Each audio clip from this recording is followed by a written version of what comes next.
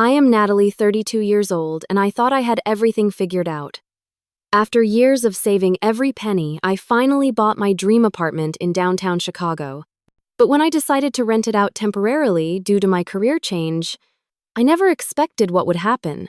That afternoon, as I arrived with Elijah and Isabella, my perfect new tenants, my sister Vanessa and her fiance Trevor, were lounging on my couch. Their first words, "Oh, Mom," said, "We could stay here." My blood ran cold. If you are watching this right now, drop a comment telling me where you are viewing from and hit that like and subscribe button to follow me on this wild journey of family betrayal and sweet, sweet justice. I grew up in a middle-class neighborhood on the outskirts of Chicago. My childhood was relatively normal until I turned 14 when my parents decided to get divorced. The split was amicable enough, but it changed our family dynamic forever. My father moved to another state for work, and my mother Diane was left to raise my younger sister Vanessa and me on her own. Vanessa is 5 years younger than me, and growing up, she always had a habit of taking my things without asking. My favorite sweater would mysteriously end up in her closet. My homework would disappear right before class. My birthday money would vanish from my desk drawer. Each time I confronted her, she would either deny it or claim she thought I would not mind. And each time my mother would step in to defend her. "Natalie, you need to learn to share with your sister," my mother would say, completely ignoring the principle of asking for permission. "She looks up to you and she just wants to be like her big sister." This pattern continued throughout our teenage years. While I was working part-time jobs to save for college, Vanessa was receiving new clothes and expensive birthday parties. My mother always had a justification ready: "Vanessa needs more support," or "You are so independent, Natalie, you do not need as much help." By the time I left for college, I had learned to hide my important belongings and keep my plans to myself. I worked 2 jobs throughout university, maintaining a scholarship through sheer determination. Meanwhile, Vanessa attended a private college fully funded by our mother. I graduated with minimal student loans thanks to my hard work, but the inequity stung. After graduation, I landed a job in banking. The hours were brutal, and the stress was overwhelming, but the pay was good. I lived frugally, sharing an apartment with 2 roommates, taking public transportation and cooking at home. Every extra dollar went into my savings account with a single goal in mind: buying my own place. 3 years ago, that dream finally became reality. I purchased a 2-bedroom apartment in a secure building with a doorman. It was not extravagant, but it was mine. I painted the walls, bought furniture I loved, and created a space that felt like home. That apartment represented my independence and security, something I had worked for without any financial help from my family. My mother and Vanessa came to my housewarming party. While my mother made comments about how I could have afforded something bigger if I had accepted her help, Vanessa wandered from room to room, eyeing my possessions. "This place is so cute," Vanessa said in that tone that always made me feel like she was simultaneously complimenting and criticizing me.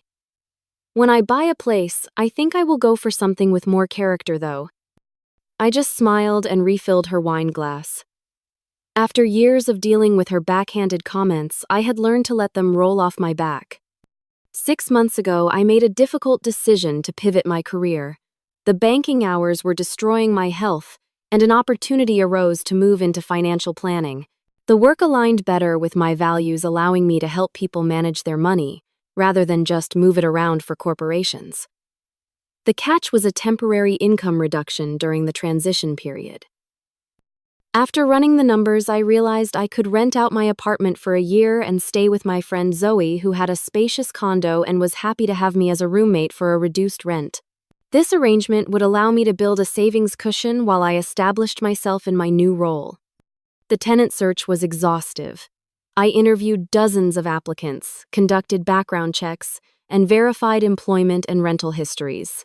Eventually, I found Elijah and Isabella, a young professional couple with stable jobs and excellent references.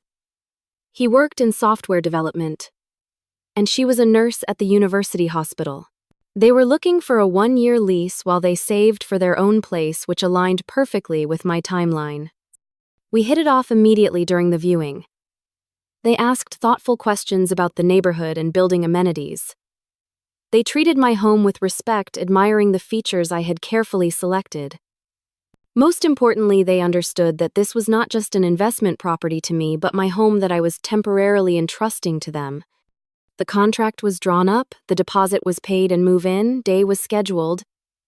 Everything was proceeding smoothly, and I felt confident in my decision. I had not mentioned my plans to my mother or Vanessa in detail, only saying that I was making some changes and staying with a friend for a while. Past experience had taught me that giving them too much information often led to complications. The day before the final walkthrough and key handover, I received a text from my mother asking about my new job and living situation. I kept my response vague, saying that everything was going well and that I would fill her in soon. In retrospect, I should have recognized this sudden interest as a warning sign. The morning of the final walkthrough arrived, and I was excited about starting this new chapter. I had cleaned the apartment, thoroughly prepared a welcome basket for Elijah and Isabella, and created a detailed guide to the building and neighborhood. I was ready to hand over the keys and begin receiving the rental income that would provide a financial buffer during my career transition. I had no idea that my careful plans were about to collide with my family's sense of entitlement in a spectacular way. The day had started so well. The spring sun was shining, birds were chirping, and I had picked up coffee for myself, Elijah, and Isabella before meeting them at my apartment building. They had arrived right on time, professionally dressed, despite it being a Saturday, with a folder of documents and final payment ready. "We are so excited about moving in," Isabella said as we rode the elevator to the 8th floor. "The location is perfect for both our commutes. And we promise to take great care of the place," Elijah added. "We know how much it means to you." I smiled, feeling confident in my choice of tenants. "I know you will. That is why I chose you over the other applicants." As the elevator doors opened, I led them down the hallway, explaining the recycling schedule and pointing out the fire exits. When we reached my door, I noticed it was slightly ajar. A chill ran down my spine. Had there been a break-in, I cautiously pushed the door open, signaling for Elijah and Isabella to wait. What I saw made my jaw drop. My sister Vanessa was sprawled across my sofa, scrolling through her phone, while her fiance Trevor was in my kitchen drinking from one of my mugs. Several boxes and suitcases were stacked by the entryway. "Vanessa, what are you doing here? How did you get in?" I stammered, completely blindsided. Vanessa looked up lazily and smiled. "Oh hey sis, surprise, Mom gave us her spare key. She told us you were staying at a friend's place for a while, so we could use your apartment while we save for the wedding. Perfect timing, right? Our lease just ended." Trevor walked over, looking slightly uncomfortable but attempting a friendly smile. "Hey Natalie. Thanks for letting us crash here. We really appreciate it." I stood frozen in the doorway, aware of Elijah and Isabella shifting awkwardly behind me. My mind raced, trying to process what was happening.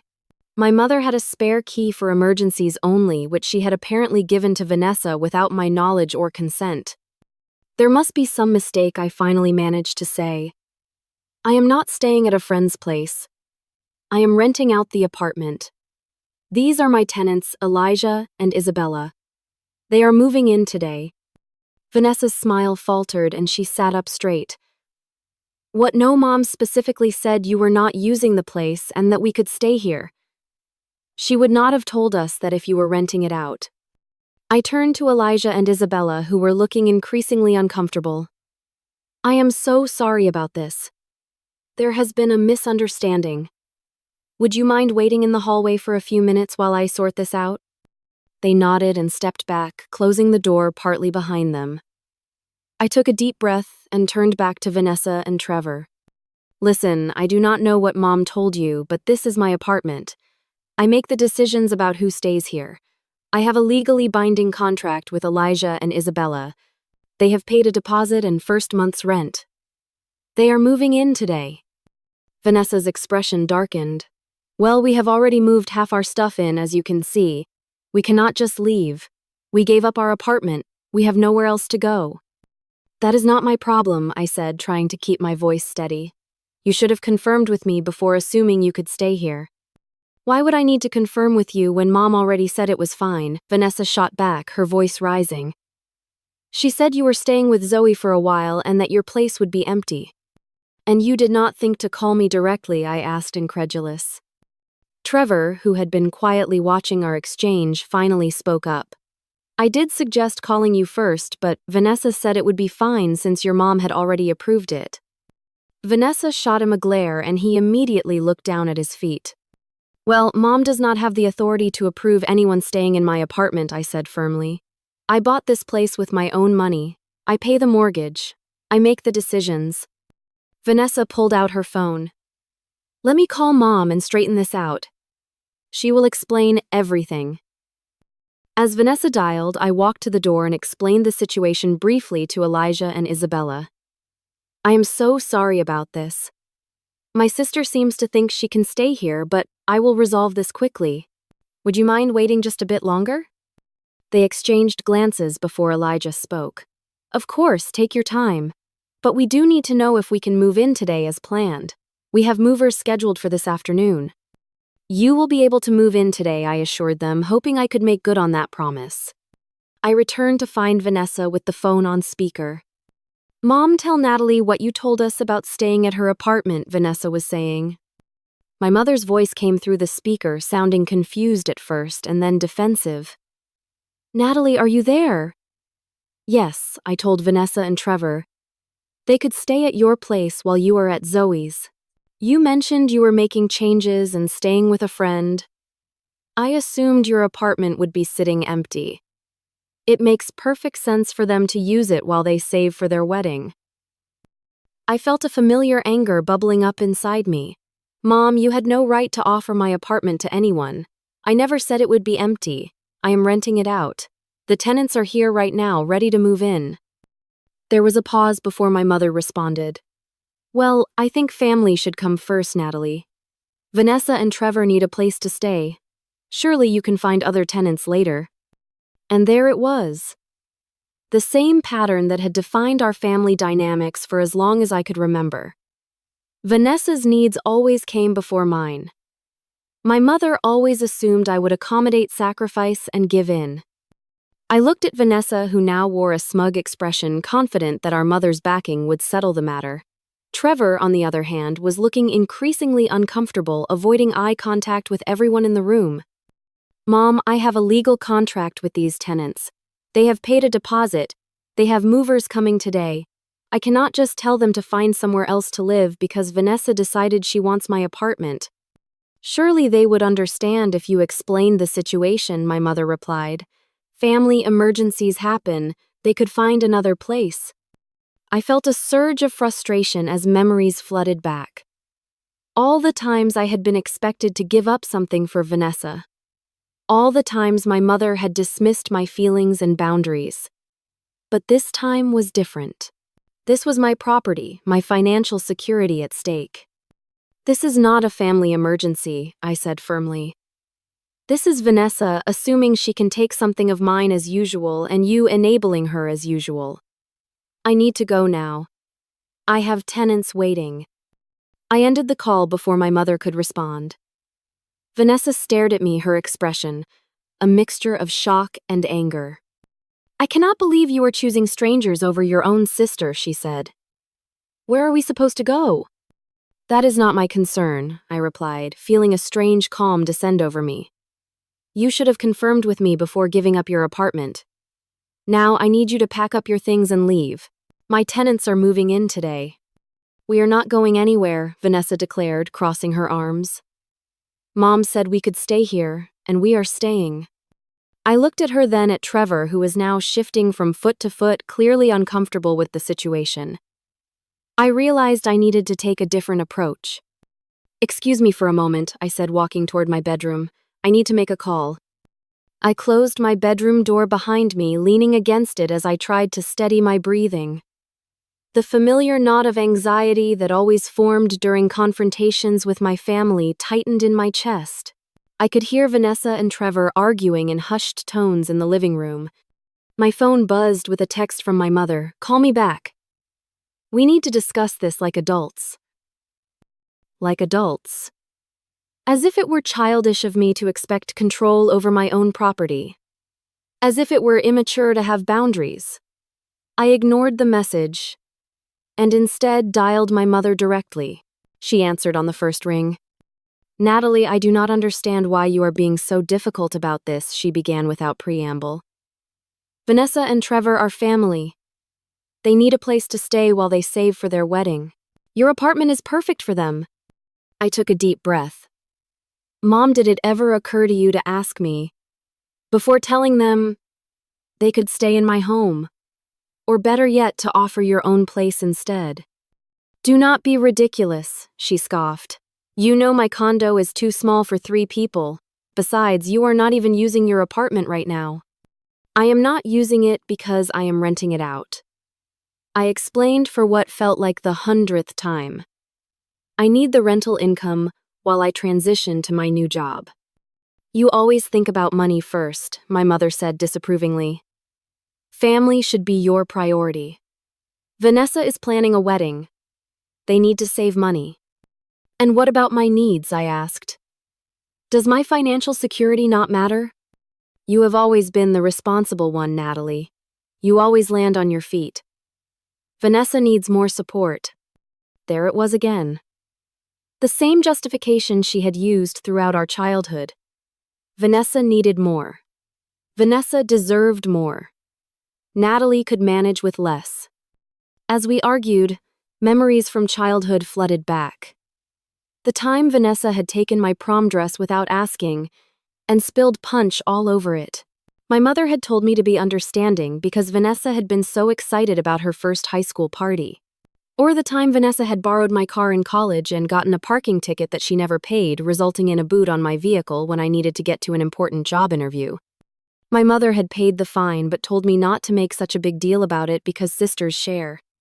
"Mom, I am not asking Vanessa and Trevor to be homeless," I said, trying to keep my voice calm. "I am asking them to respect that I have made arrangements for my apartment that do not include them. They need to find another solution." "What about your tenants?" my mother pressed. "Can they not wait a few months?" "Surely they would understand if you explained the situation." "No, they cannot wait," I replied firmly. "They have already given notice at their current place. They have movers coming today. They have signed a legally binding lease agreement." "Well, I think you are being selfish," my mother declared. "I raised you to put family first." Her words stung, but they also ignited something in me. A realization that had been building for years. My mother's version of family first had always meant Vanessa first. "I have to go," I said, ending the call before she could respond. I stood in my bedroom, surrounded by the furniture. I had carefully selected the paint color I had chosen, the space I had created for myself through years of hard work and sacrifice. This apartment represented not just a financial investment, but an emotional one. It was the first place that had truly been mine alone, untouched by my family's dysfunctional dynamics. And now Vanessa was trying to claim it just as she had claimed so many of my possessions throughout our lives. But this time was different. This time I was not a child who could be overruled or a teenager who could be guilted into compliance. I was an adult with legal rights to my property. A knock on the bedroom door interrupted my thoughts. "Natalie." It was Trevor's voice, hesitant and low. "Can I talk to you for a second?" I opened the door to find him standing there alone, looking uncomfortable. "Listen," he said, glancing over his shoulder to ensure Vanessa was not within earshot. "I want you to know that this was not my idea. Vanessa told me her mother had arranged everything and that you were fine with it. I suggested we should call you directly, but she insisted it was all set." I studied his face, trying to gauge his sincerity. Trevor had always seemed like a decent person, if somewhat passive in his relationship with my sister. We had only met a handful of times since they started dating 2 years ago, but he had always been polite and considerate. "I appreciate you telling me that," I said carefully. "But it does not change the fact that you need to find somewhere else to stay. I have legal obligations to my tenants." He nodded, running a hand through his hair. "I understand. I will talk to Vanessa, try to make her see reason. It is just that we really did give up our apartment. The lease ended and we did not renew because her mother said this place was available. I felt a twinge of sympathy for Trevor, who seemed to have been caught in the middle of yet another situation engineered by my mother and sister. But my sympathy had its limits. That is unfortunate, I said, but it is not my responsibility to solve that problem. You and Vanessa are adults. You need to figure out your own housing situation without assuming you can take over mine. Trevor nodded again, looking resigned. I get it. I will talk to her. As we returned to the living room, I could see Elijah and Isabella through the partly open front door, waiting patiently in the hallway. I felt a surge of guilt for subjecting them to this family drama on what should have been an exciting day for them. Vanessa was pacing the living room, her phone pressed to her ear. Yes, Mom, she is being completely unreasonable. I know. That is what I told her. Okay? Are you coming over? Good. She ended the call and turned to me with a triumphant expression. Mom is on her way. She will straighten this out. I closed my eyes briefly, trying to maintain my composure. Of course, my mother was coming over. She never could resist inserting herself into conflicts, especially when it meant defending Vanessa. There is nothing to straighten out, I said firmly. This is my apartment. I decide who lives here. And right now that decision has been made. Elijah and Isabella are moving in today. We will see about that, Vanessa replied, her tone smug. Mom thinks you are being ridiculous, and I agree. Family should come first. I looked at her, really looked at her, and suddenly saw the pattern that had defined our relationship for decades. Vanessa took. I gave. Vanessa demanded. I accommodated. Vanessa assumed. I accepted. It had been this way for so long that she no longer even considered the possibility that I might say no. But something had shifted inside me. Perhaps it was the years of independence I had built, or the realization that I had created this life for myself, without their help. Whatever the reason, I knew with absolute certainty that I would not back down this time. I walked to the door and invited Elijah and Isabella back inside. They entered cautiously, clearly sensing the tension in the room. I am so sorry about this delay, I said, trying to sound professional despite the chaos.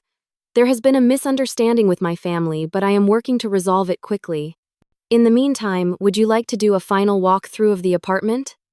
Before they could respond, Vanessa interjected. There is no point in doing that. They are not moving in today. This apartment is spoken for. I saw Isabella's eyes widen and Elijah's jaw tighten. I had to admire their patience in what was becoming an increasingly awkward situation. Perhaps we should come back another time, Isabella suggested gently. Once you have sorted out this family matter. I felt a flash of panic. If they walked away now, they might decide the apartment was not worth the drama. I could lose reliable tenants and the income I was counting on. No, I said firmly. That will not be necessary. This will be resolved today. I just need to make one more call. I stepped into the hallway, closed the apartment door behind me, and pulled out my phone. My hands were shaking slightly as I scrolled through my contacts. This situation had escalated beyond what I could handle on my own. I needed reinforcements. Hannah had been my friend since college and had gone on to become a real estate attorney. If anyone would know my legal rights in this situation, it would be her. I hit dial and waited, relieved when she answered after just 2 rings. Hannah, I have a situation, I said, keeping my voice low. My sister and her fiance have moved into my apartment without my permission, claiming my mother told them they could stay there. I have tenants with a signed lease agreement waiting to move in today. What are my rights here? Hannah did not hesitate. Your sister has absolutely no legal right to be there. She is trespassing. You own the property, you have a signed lease with tenants, and you have every right to have your sister removed by police if necessary. Even though my mother gave them a key, I asked.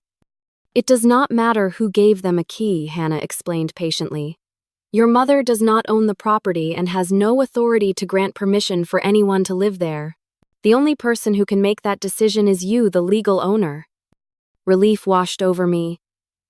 Deep down, I had known this to be true, but hearing it confirmed by a professional gave me the confidence I needed. "What about my tenants?" I asked. "Do they have any recourse if they cannot move in today?" "As agreed." "Yes," Hannah said gravely. "If you fail to provide the property as specified in the lease agreement, they could potentially sue for breach of contract, additional housing costs, storage fees, and other damages. You have a legal obligation to deliver the property to them as promised." The stakes were even higher than I had realized. This was not just about standing up to my family. It was about fulfilling my legal responsibilities and avoiding potential financial penalties. "What should I do?" I asked. "Tell your sister she needs to leave immediately," Hannah advised. "If she refuses, inform her that you will call the police to report trespassers in your property. That usually gets results. If your mother arrives and creates problems, the same applies to her. This is your property, Natalie.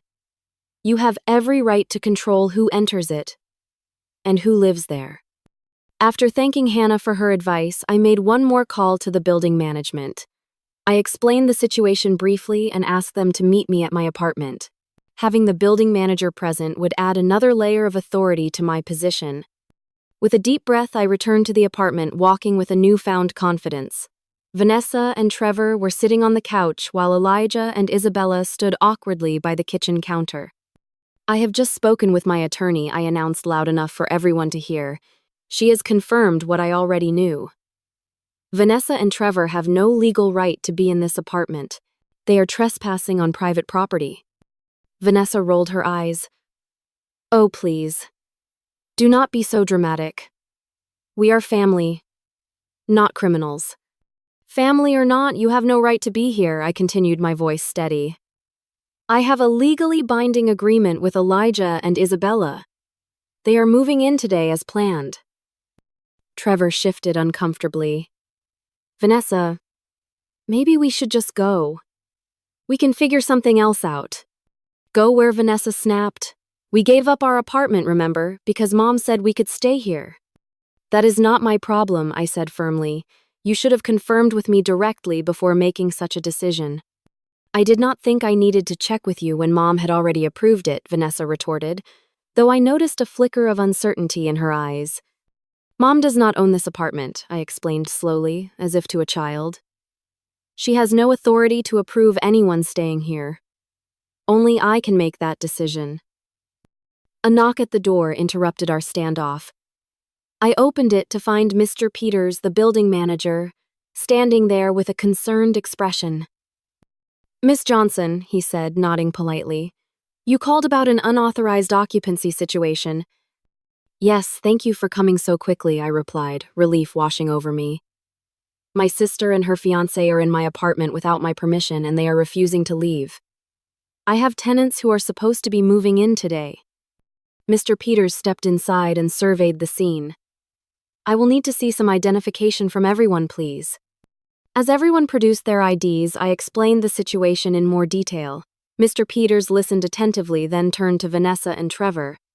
"I am afraid Miss Johnson is correct," he said in a professional tone. "As the legal owner of this property, she has the exclusive right to determine who may occupy it. If you are here without her permission, you are trespassing, which is a criminal offense." Vanessa's face flushed with anger. "This is ridiculous. We are her family. We are not trespassing." "From a legal standpoint, that is exactly what you are doing," Mr. Peters replied calmly. "If Miss Johnson asks you to leave and you refuse, she has the right to call the police and have you removed by force if necessary." The word police seemed to penetrate Vanessa's defiance. She looked at Trevor, who was already standing up. "You cannot be serious," she said, turning to me. "You would call the police on your own sister." "I hope it will not come to that," I replied evenly. "But yes, if necessary, I will. This apartment is my property, my investment, and my security. I have worked too hard for it to let anyone, even family, take it from me."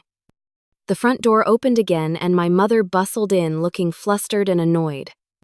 "What in the world is going on here?" she demanded, then noticed Mr. Peters. "Who is this?" "This is Mr. Peters, the building manager," I explained. I called him because Vanessa and Trevor are refusing to leave my apartment. My mother turned to Mr. Peters with a winning smile. There must be some misunderstanding. These are my daughters, and we are just having a family discussion. Everything is fine. Mr. Peters remained professional. Ma'am, this is not a family matter. It is a property rights issue. Miss Johnson has legal tenants who are scheduled to move in today. Your other daughter and her fiance have no legal right to occupy this property without the owner's consent. My mother's smile faltered. I have a key to this apartment. I gave permission for my daughter to stay here. A spare key does not confer occupancy rights, Mr. Peters explained patiently. Only the property owner can grant permission for someone to live here. In this case, that is Miss Natalie Johnson. I watched as the reality of the situation slowly dawned on my mother. For perhaps the first time in her life, her authority was not being recognized. Her word was not law. She could not simply decide that Vanessa should have something of mine. Natalie, my mother said, her voice switching to a pleading tone. Surely we can work something out. Vanessa and Trevor really need a place to stay. They are planning a wedding. Could your tenants not wait just a few months? I turned to Elijah and Isabella, who had been silent witnesses to this family drama. I am sorry you have had to endure this. I want to assure you that the apartment will be ready for you today as agreed. If you would like to wait downstairs in the lobby for a short while, I will resolve this situation and then complete our walkthrough. Elijah nodded, putting a protective arm around Isabella. We understand. Family situations can be complicated. We will wait downstairs. As they left, I felt a surge of gratitude for their patience and understanding. Many prospective tenants would have walked away from such a dramatic situation, but they were still willing to give me a chance to make things right. Once they were gone, I turned back to my mother, Vanessa, and Trevor. This is not up for negotiation. Vanessa and Trevor need to pack their things and leave immediately. I have a legal obligation to my tenants, and I intend to fulfill it. I pulled out my phone. I am going to call the police now if you do not start packing. Vanessa stared at me in disbelief, but Trevor was already moving toward their suitcases. Come on, Vanessa, he said quietly. We need to go. For a moment, I thought she might continue to resist, but something in my expression must have convinced her that I was serious. With a dramatic sigh, she stood up and began gathering her belongings. My mother watched in stunned silence, clearly unaccustomed to seeing her plans thwarted. When she finally spoke, her voice was tight with disapproval. I never thought I would see the day when you would choose strangers over your own sister. I met her gaze steadily. I am not choosing strangers over family. I am choosing to honor my commitments and to protect what I have worked for. If you want to help Vanessa and Trevor, why not offer them your spare room? My mother blinked, taken aback by the suggestion. My condo is too small for 3 people. Then perhaps you should not have promised them my apartment without consulting me, I replied. For once, my mother had no ready response. As Vanessa and Trevor begrudgingly packed their belongings, the atmosphere in the apartment grew increasingly tense. Vanessa slammed drawers and muttered under her breath, occasionally shooting venomous glares in my direction. Trevor moved quietly and efficiently, clearly eager to be done with the whole uncomfortable situation. My mother paced the living room, alternating between trying to reason with me and making passive-aggressive comments about family loyalty. I just do not understand how you can be so cold, she said for what felt like the 12th time. After everything our family has done for you. I nearly laughed at the irony. What exactly has our family done for me, Mom? I worked my way through college. I saved for years to buy this place. I have never asked you or anyone else for financial help. Family is not just about money, Natalie, my mother replied, her tone sanctimonious. It is about being there for each other. Like how you were there for Vanessa by offering her my apartment without asking me, I countered. My mother's face flushed. That is different. Vanessa needs help right now. And I do not, I asked. I am in the middle of a career transition. I need the rental income from this apartment to maintain my financial stability. But my needs do not count, do they? They never have. That is not true, my mother protested, but her eyes slid away from mine. Vanessa emerged from the bathroom with an armful of toiletries. Are you seriously going to stand there and act like you are the victim here, Natalie? You have always had everything. The good grades, the stable job, your own apartment. Some of us have struggled more. I stared at her in disbelief. Struggled. You had a fully funded college education. You have never had to work 2 jobs. You have always had Mom to bail you out whenever you needed it. That is not fair, Vanessa said, her voice rising. Just because I needed more support does not make me some kind of parasite. I never called you a parasite, I replied. But you do have a habit of taking things that belong to me without asking. And this time you have gone too far. Vanessa's face crumpled, suddenly tears welling in her eyes. Where are we supposed to go? We gave up our apartment. We have nowhere else to stay. For a moment I felt a twinge of sympathy. Despite everything, she was still my sister. But then I remembered all the times she had used tears to manipulate situations, and my resolve hardened. You could stay at a hotel until you find a new place, I suggested. Or with friends. Or with Mom. A hotel costs money, Vanessa sniffled. Money we are trying to save for our wedding. That is not my problem, I said firmly. You should have thought of that before giving up your apartment based on Mom's unauthorized offer. Trevor, who had been quietly packing in the background, finally spoke up. Vanessa, we will figure something out. My buddy Rick said we could crash at his place if we needed to. Vanessa whirled on him. Rick's apartment is tiny. And he has 3 roommates. That is not a solution. It is temporary, Trevor said, his voice strained. We will find something else. This is not Natalie's fault. I shot Trevor a grateful look, surprised by his support. Vanessa noticed the exchange and her expression darkened further. Oh, so you are taking her side now, she accused. Trevor sighed. I am not taking sides. I am just saying we should not have assumed we could stay here without checking with Natalie directly. Mom said it was fine, Vanessa insisted. But it is not Mom's apartment, Trevor replied, his patience clearly wearing thin. It is Natalie's. We should have called her. My mother, who had been watching this exchange with growing alarm, stepped between them. Stop arguing. This is not helping. Natalie, surely we can come to some compromise. Perhaps your tenants could delay their move-in by a week or 2, while Vanessa and Trevor find another place. Before I could respond, there was another knock at the door. Mr. Peters had returned, accompanied by a security guard. Miss Johnson, is everything all right? He asked. Some of the neighbors have reported raised voices. I felt a flush of embarrassment. I am sorry about the noise. My family is just leaving. Mr. Peters nodded. I understand these situations can be difficult. Is there anything we can do to help expedite the process? The implicit message was clear. The building management was prepared to intervene if necessary. The presence of the security guard emphasized that point. Vanessa stared at the security guard, then at me, realization dawning that I truly was not going to back down. Her expression shifted from anger to disbelief to something that looked almost like respect. Fine, she said finally. We will go. But do not expect me to forget this. Natalie. I would not dream of it, I replied evenly. As Vanessa and Trevor resumed packing, my mother pulled me aside, her voice low and urgent. Natalie, please. They really do not have anywhere else to go. At least help them find a place to stay. For a moment, I considered refusing outright. After all, why should I help them after what they had tried to pull? But something in my mother's pleading expression softened me slightly. I will pay for 3 nights at a hotel, I offered. That should give them enough time to find a short-term rental or make other arrangements. Relief washed over my mother's face.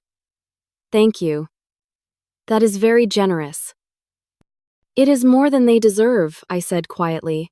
And in the future, do not make promises about my property without consulting me first.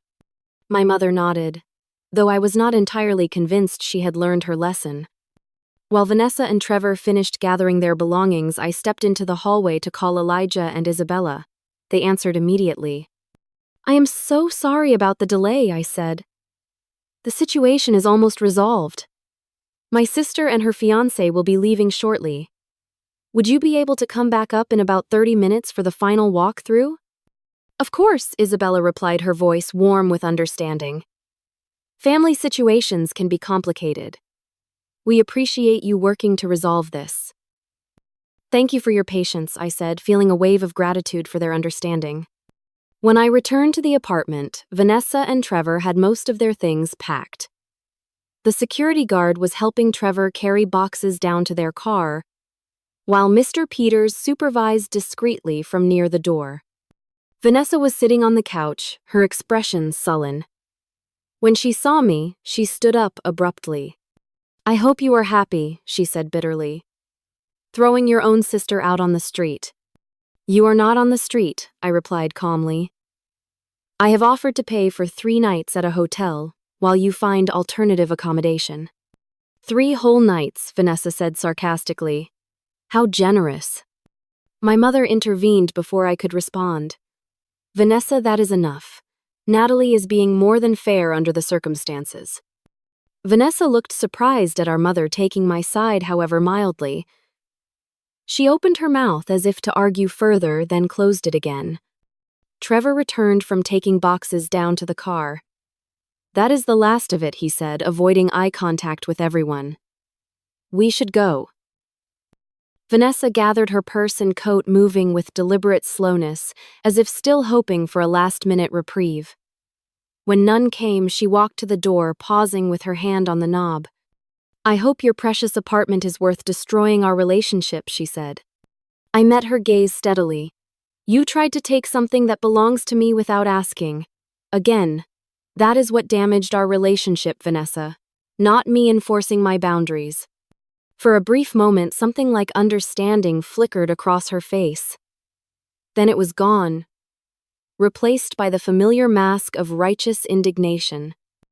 Whatever helps you sleep at night, she muttered, then walked out without a backward glance. Trevor lingered for a moment. I am sorry about all this, he said quietly. And thank you for the hotel offer. We appreciate it. After they left, my mother remained looking suddenly older and tired. I never meant for this to happen, she said. I was just trying to help them. I know, I replied, but you cannot help one child by taking from another. That is a lesson you should have learned a long time ago. She flinched as if I had slapped her. I have always tried to be a good mother to both of you. I know you have, I said, softening slightly, but you have always favored Vanessa. You have always made excuses for her behavior. And that has not done either of us any favors. My mother looked as if she wanted to deny it, but something in my expression must have stopped her. Instead, she simply nodded. I should go, she said. They will need help finding a hotel. After she left, I stood alone in my apartment, feeling both drained and strangely exhilarated. For the first time in my life, I had stood up to my family and held my ground. It had been painful and messy, but also necessary. Mr. Peters, who had been waiting discreetly in the hallway, stepped back inside. Is there anything else you need, Miss Johnson? I shook my head. No, thank you for your help. I appreciate it more than I can say. Just doing my job, he replied with a small smile. For what it is worth, you handled that situation admirably. Family disputes over property can get ugly fast. After he left, I took a few minutes to compose myself before calling Elijah and Isabella to come up for the final walkthrough. As I waited for them, I straightened the throw pillows on the couch and opened the windows to let in fresh air, symbolically clearing out the negative energy of the confrontation. When they arrived, looking understandably cautious, I greeted them with a genuine smile. Thank you again for your patience. I promise no more family drama. The apartment is all yours as agreed. Elijah and Isabella followed me through the apartment, listening attentively as I explained how the thermostat worked and where to find the circuit breaker. They asked thoughtful questions about the neighborhood and building amenities, and I could see they were trying to move past the awkwardness of the earlier confrontation. "Again, I am so sorry about what happened earlier," I said as we completed the walkthrough in the kitchen. "That was completely unprofessional and not how I wanted this day to go." Isabella smiled warmly. "Family can be complicated. We understand. Still, you should not have had to witness that I insisted. I want you to know that nothing like that will happen again. My sister and her fiance are clear that they have no right to be here." Elijah nodded. "We appreciate your handling of the situation. It actually reassured us that you take your responsibilities as a landlord seriously." I had not considered that perspective. Perhaps the way I had stood up to my family had demonstrated to them that I would also stand up for them as tenants if needed. "Thank you for saying that," I replied. "I do take my responsibilities seriously. This apartment means a lot to me, and I want to ensure it is well cared for." As we finished the walk-through, I handed them the keys, and we signed the final paperwork. It felt surreal completing this transaction that had nearly been derailed by my family's interference. "The movers should be here within the hour," Isabella said, checking her watch. "Is there anything else we should know before you go?" I provided a few final tips about the quirks of the building and the best local restaurants, then prepared to leave them to settle in. As I gathered my belongings, my phone buzzed with a text from Trevor. "Found a hotel. Thanks for covering it. I am sorry about everything."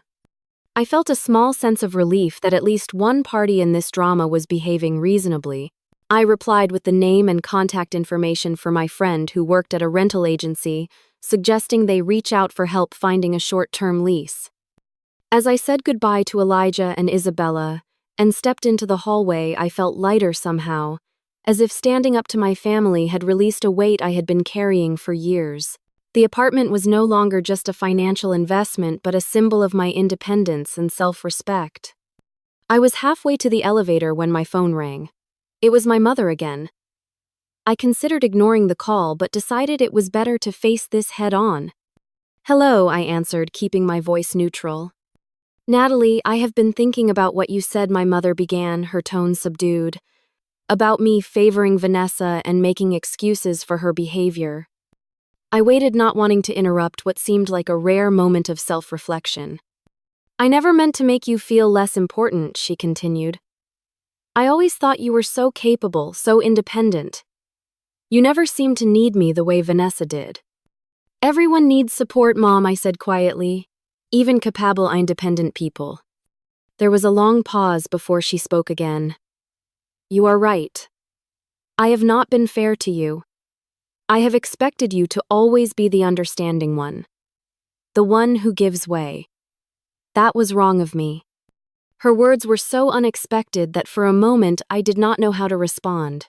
After a lifetime of feeling like my needs came second to Vanessa's hearing, my mother acknowledged her favoritism was both validating and disorienting.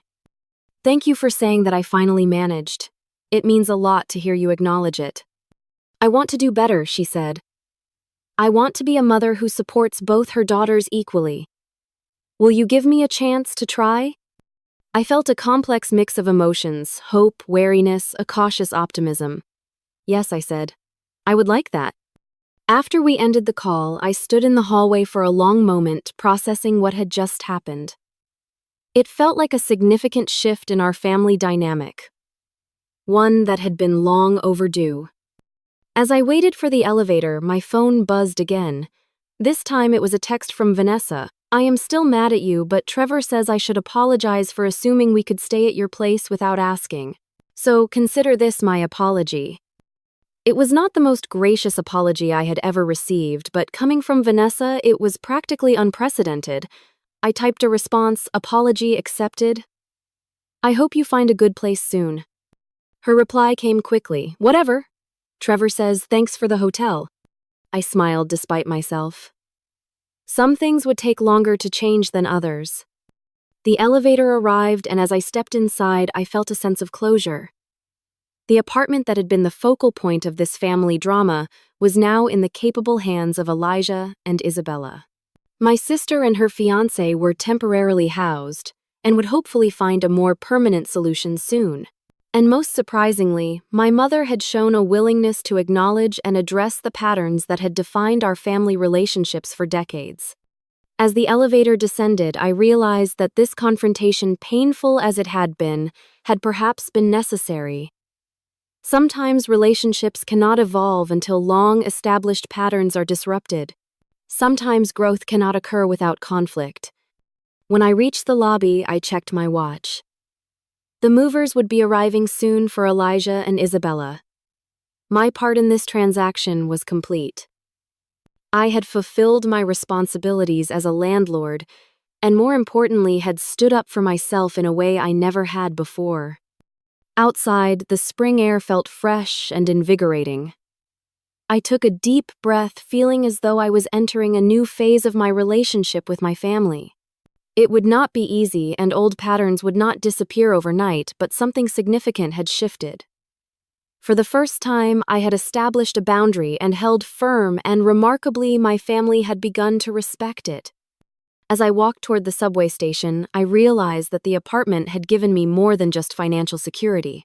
It had given me the confidence to stand up for myself and the courage to reshape relationships that had been unbalanced for far too long. My phone buzzed once more. A text from Trevor: "Just wanted you to know I admire how you handled today. Vanessa is not ready to hear this yet, but she could learn a lot from you about independence and setting boundaries. I hope we can all move forward from here." I smiled as I typed my response. "Me too. Good luck with everything." And I meant it. Despite the drama and hurt feelings, I genuinely hoped that Vanessa and Trevor would find their way. Perhaps this incident would even serve as a wake-up call for Vanessa, showing her that she could not always expect others to accommodate her needs at their own expense. As for my mother, only time would tell if her moment of insight would translate into lasting change, but I was cautiously optimistic. Sometimes people need to be confronted with the consequences of their behavior before they can recognize the need for change. And as for me, I felt stronger and more secure in myself than I had in years. I had stood my ground, protected what was mine, and begun the process of establishing healthier relationships with my family. It had not been easy, but it had been necessary. As I boarded the subway to Zoe's condo, I realized that I was looking forward to sharing this story with her.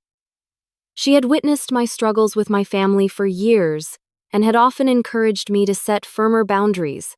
She would be proud of how I had handled today's confrontation. The train pulled away from the station, and I settled into my seat feeling a sense of peace despite the turbulence of the day. Sometimes the most difficult confrontations lead to the most important growth, and today I had grown in ways I never could have anticipated when I woke up that morning. 1 week after the dramatic showdown at my apartment, I was sitting on Zoe's balcony enjoying a cup of coffee and the morning sunshine. The past 7 days had been surprisingly peaceful, a welcome contrast to the chaos of that Saturday confrontation. Elijah and Isabella had moved in without further incident, sending me a text with a picture of them toasting with wine glasses in the living room once they were settled. "Thanks for making this possible," the message read. "We love the place already." I had checked in with them midweek using the excuse of a forgotten mail key to ensure everything was going smoothly. They had been warm and welcoming, showing me how they had arranged the furniture and already befriended the neighbors across the hall. It was clear they were treating my home with respect, exactly as I had hoped. My phone rang, interrupting my thoughts. It was my father calling from Arizona, where he had moved after the divorce. We spoke regularly, but not frequently, maintaining a comfortable distance that suited us both. "Natalie, your mother called me yesterday," he said after our initial greetings. "She told me about what happened with the apartment." I tensed, slightly unsure which version of events he had heard. "And what did she say?" "She said that she had overstepped by offering your place to Vanessa without asking you, and that you had every right to stand your ground." He sounded surprised. I have to say that is not the version I expected to hear from her. Relief washed over me. "That is actually pretty accurate." "Well, good for you for standing up for yourself," he said approvingly. I know that has not always been easy with your mother and Vanessa. We talked for a while longer, my father sharing stories about his own experiences, setting boundaries with family members. He had always been more reserved than my mother, less likely to get involved in conflicts, which had sometimes made me feel like he was not in my corner. But today, his support felt genuine and validating. After we hung up, I checked my email and found a message from Trevor.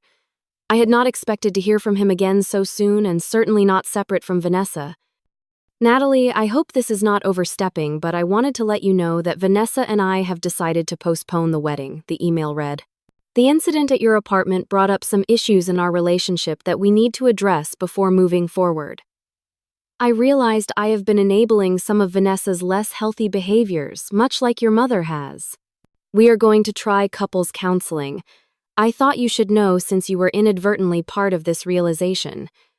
Thank you again for handling the situation with such grace despite the circumstances. I read the email twice, surprised but also hopeful. Perhaps the confrontation had sparked positive changes, not just in my own family relationships, but in Vanessa's life as well. I replied with a brief message of support, wishing them well with counseling and expressing hope for their future. Throughout the week, my mother had called several times, each conversation a little less strained than the last. She had not made any grand declarations or dramatic apologies, but I had noticed subtle shifts in how she spoke to me. She asked more questions about my life and career, showing genuine interest rather than just waiting for her turn to talk about Vanessa. In our most recent call, she had even suggested that we meet for dinner, just the two of us, something that rarely happened without Vanessa present. I had agreed, curious to see if the changes in her behavior would persist in person. That evening, I met my mother at a small Italian restaurant halfway between her condo and Zoe's place. She was already seated when I arrived, looking slightly nervous as she fidgeted with her napkin. "Thank you for meeting me," she said as I sat down. "I have been doing a lot of thinking this week." About what I asked, trying to keep my tone neutral. "About how I have treated you and Vanessa differently over the years," she replied, meeting my gaze directly. "I always told myself I was just responding to your different needs, but I can see now that I was not being fair to you." I had waited so long to hear these words that for a moment I did not know how to respond. "What made you realize that?" I finally asked. "Seeing how you handled the situation last weekend," she admitted. "You were so clear and firm about your boundaries even when Vanessa and I both tried to push past them. It made me realize how rarely I have respected your right to say no." We talked through dinner, having one of the most honest conversations of our adult lives. My mother acknowledged patterns I had felt, but never named. And I shared hurts I had previously kept to myself. It was not always comfortable, but it felt necessary and long overdue. "I cannot promise I will get everything right from now on," my mother said as we finished our dessert. "Old habits are hard to break, but I want you to know that I am trying to see things more clearly and to be more fair in how I treat both my daughters." "That is all I can ask," I replied, feeling a cautious optimism about our relationship moving forward. The following day, I decided to visit my apartment building, ostensibly to collect some mail, but really to check on how Elijah and Isabella were settling in. As I approached the building, I felt a surge of pride. This place represented not just my financial achievement, but now also my emotional growth. The doorman greeted me warmly, and I chatted with him briefly before heading up to my floor. I knocked on the door, and Isabella answered, looking surprised but pleased to see me. "Natalie, what a nice surprise. Come in." The apartment looked different with their furniture and decorations, but in a good way. They had respected the space while making it their own, exactly what I had hoped for in Tenants. "I was just in the neighborhood and thought I would check if you needed anything," I explained. "Is everything working properly? No issues with the appliances or anything?" "Everything is perfect," Elijah assured me, emerging from the kitchen with a cup of coffee. We could not be happier with the place. We chatted for a while about the neighborhood and their jobs. They seemed genuinely settled and comfortable, treating the apartment with the care I had hoped for when I selected them as tenants. As I prepared to leave, Isabella walked me to the door. "We wanted to thank you again for how you handled that situation with your family," she said quietly. "It cannot have been easy, but it showed us that you take your commitments seriously." Her words stayed with me as I left the building and headed to my office. The confidence I had gained from standing up to my family had spilled over into other areas of my life. Just yesterday, I had firmly declined a potential client who was making unreasonable demands, something I might have accommodated in the past to avoid conflict.